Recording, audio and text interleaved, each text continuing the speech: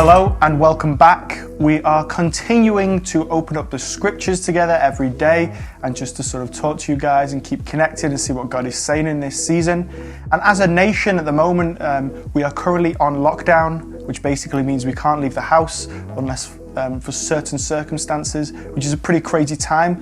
And in this season of everything that's going on and with the coronavirus and being on lockdown, things like that, it's easy to feel a lot of weight and pressure. And we can have loads of pressures in normal life, but especially in this season, there are added pressures on our family, on our friends, on our health, and trying to sort of stay healthy and try not to catch this virus and pass it on to others. There's also sort of pressures on work, of how we're going to work from home, if we can work from home, and jobs and money, food. It's a pretty crazy time and there's a lot of stuff that's going on and there's a lot of noise and there's a lot of mess that can really sort of clog us up. And Jesus, when he talks about the Christian life, he never promises it was going to be an easy life, that we were all going to skip around on hills and we're all going to be all fine and everyone else is going to be terrible. He promised that there was going to be hardships. He promised there was going to be pain, but he said that we need to endure through it. And it's in those seasons, it's in these seasons like this when things seem to be, there's all this stuff going on and there's so much weight and there's so much pressure on us. It's our response that defines us. You see, I'm a big sports fan. I love sporting comebacks, and I love it when you get this athlete or a team that they've worked so hard to get to the final. This is it. They can win the whole thing. This is what they've been working for. This is what they've been working towards. And all of a sudden, they seem to be on the back foot. Something seems to have happened, and they feel the weight and they feel the pressure of the event, of the stage, of the millions of people watching, and they're on the back foot, and it doesn't look like they're going to win it. But then all of a sudden they find this source of strength and this strength to endure everything that's going on and the stage and everything. The millions of people watching, and then they fight back and they end up winning, and it goes down in history and millions of people talk about it, millions of people watch it from years and years and years after.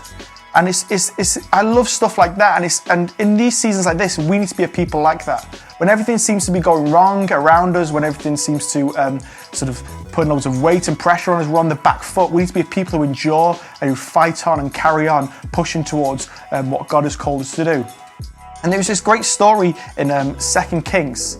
There's a great story in 2 Kings where Elisha basically is being chased by this king, and he goes to sleep in this city, and Elisha's servant wakes up in the morning and goes out the tent and sees that this whole city is surrounded by this vast army.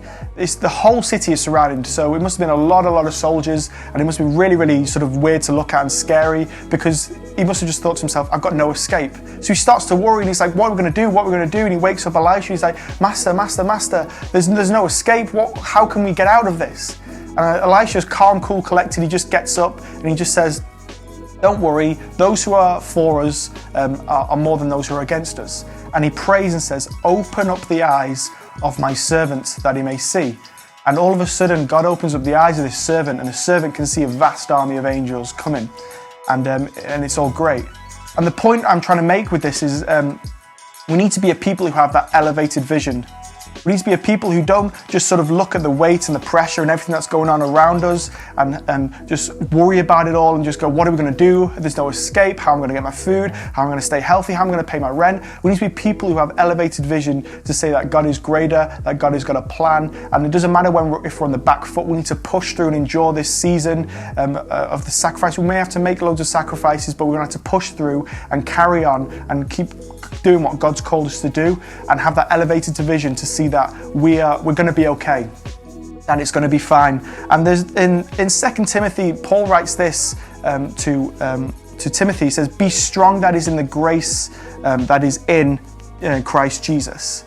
It's a promise of strength. Be strong in the grace that is in Christ Jesus.